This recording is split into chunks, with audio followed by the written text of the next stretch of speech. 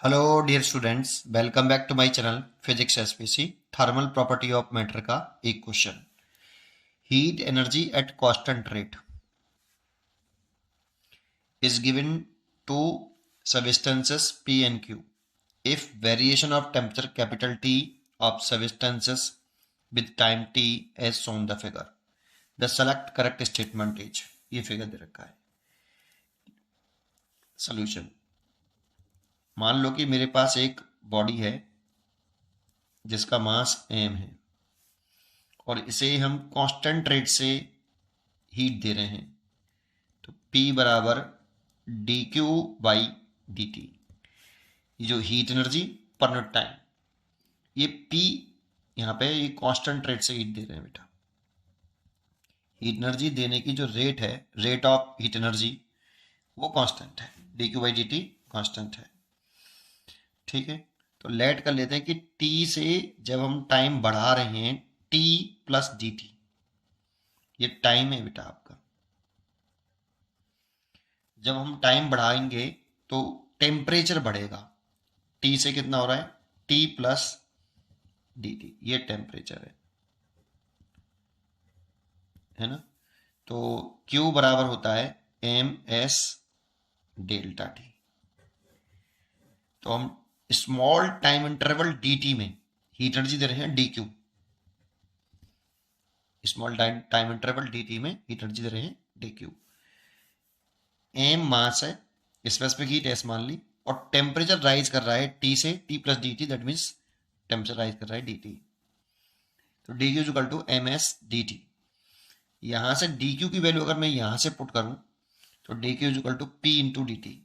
D Q जब लिख सकते हैं P D T is equal to M S D T.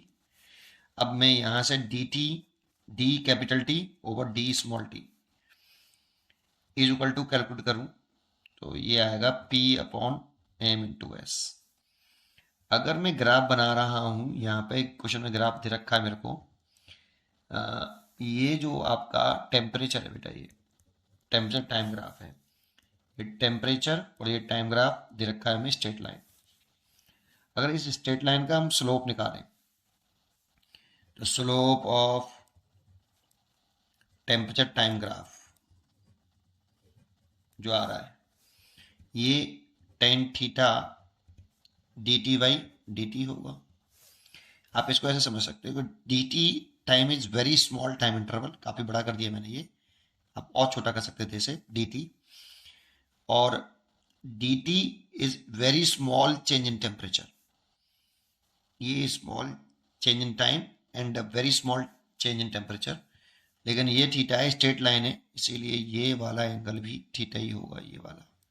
और इस ट्राइंगल में निकालें टेन थीटा, तो परपेंडिकुलर बेस, तो परपेंडिकुलर डी टी है, कैपिटल डी टी और small time D T. This is the slope of T T graph. और D T, ये ग्राफ मैंने निकल के आया है P अपॉन एम एस। अब इस स्लोप में अगर आप ध्यान से देखोगे तो P तो इस क्वेश्चन में कांस्टेंट है। इंपॉर्टेंट है कि जो हमें दो सब्सटेंस दे रखे हैं, M मास ऑफ सब्सटेंस है और S specific heat of substance है। इसकी स्पेसिफिक हीट अगर S मान लें, S है। अब यहां पर हमें एक दो सब्सटेंस दे रखे हैं P और Q। मान लो इसकी स्पेसिफिक हीट SP है और इसकी स्पेसिफिक हीट SQ है, लेकिन स्लोप देख रहे हैं तो इसका थीटा जो है आपका, ये थीटा जो हो गया स्लोप, ये थीटा Q मान लेता हूं और ये थीटा P मान लेता हूं। तो यहां पे theta P is greater then theta Q, ऐसे। तो tan theta P is greater then tan theta Q। अब यहां जो सबसे बड़ी गलती कर देते हैं बच्चे लोग, वो लिख देते हैं कि tan theta is inversely proportional to specific heat. ये गलत है भाई, मास भी तो है संग में। तो tan theta inversely proportional to M into S. अगर एम कांस्टेंट होता, P तो कांस्टेंट है बेटा, P तो कांस्टेंट है, बट ये जो बॉडी का जो मास है M, बॉडी का मास M, अगर ये कांस्टेंट है तो फिर आप लिख सकते हो कि tan theta is inversely proportional to specific heat. ये आप तब लिख सकते हो जब आप m को भी कांस्टेंट मान के चलो, लेकिन क्वेश्चन में कोई जानकारी नहीं है कि दोनों सब्सटेंसेस के मास सेम है या डिफरेंट है। अगर यही जानकारी नहीं है तो हमारा रिलेशन ये सही है बेटा, ये गलत है बेटा। Inversely proportional to specific heat तब बोल सकते थे जब m को भी कांस्टेंट मान लेते। अब m के बारे में तो कोई जानकारी है ही नहीं है कि p का मास कितना है और q का मास कितना है। जब उसके ही बारे में जानकारी नहीं है तो हम बता ही नहीं सकते कि कौन सा वाला स्लोप स्पेसिफिक हीट किसकी ज्यादा होगी और किसकी कम होगी, क्योंकि m के बारे में भी जानकारी होनी चाहिए। स्पेसिफिक हीट लिख रहे हैं वो s इज इक्वल टू लिख रहे हैं हम, वो लिख रहे हैं P upon m into tan theta. ये तो बेटा P कांस्टेंट ठीक, m और थीटा दोनों ही वेरी कर रहे हैं बेटा। यहाँ पे m और थीटा दोनों m की जानकारी होती तब मैं थीटा से कर पाता। इसीलिए मैं कहूंगा इसमें कि D choice is correct, data is insufficient to the predicted.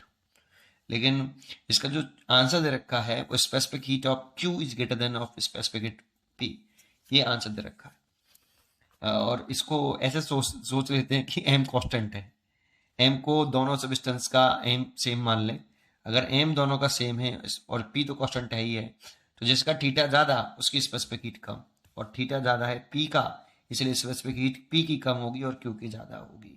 इसीलिए वो बी चॉइस दिखाई देता है। लेकिन आप सोचो कि यहाँ m के बारे में कोई जानकारी है या नहीं।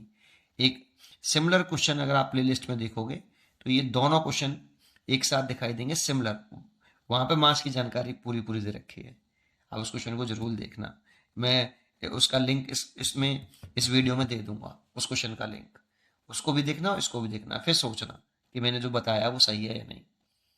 ठीक है, पढ़ते रहिए और खुश रहिए। Thank you. इसका आंसर जो होना चाहिए, data is insufficient to predict it, इसका आंसर ये होना चाहिए बेटा करेक्ट। पढ़ते रहिए, खुश रहिए। Thank you.